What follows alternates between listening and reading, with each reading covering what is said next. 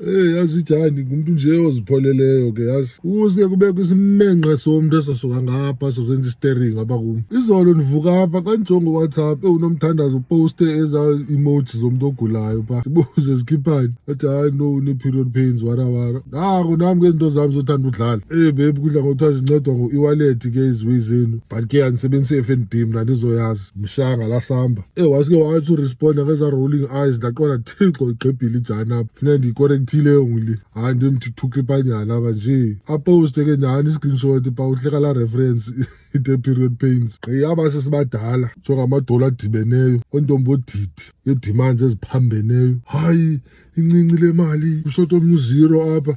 Fonini this is why mna target market kwaba sesibadala. Ingxaki zabo zininzi efondini. Yena umuntu xa enengxaki efondini ushota ngemali omgalelo okanye i-school fees kakhayona ufunda ngabo e-boarding school kwenye iprovince because kaloku kwakunyiswa utata umntana ngelaa xesha. But ke asikho lapho namhlanje man guys. Angeke ndilunge kula maxhewukazi mna nemali yeje-helicopter caba umntu xa umbheja funeka umthengele i-room divider.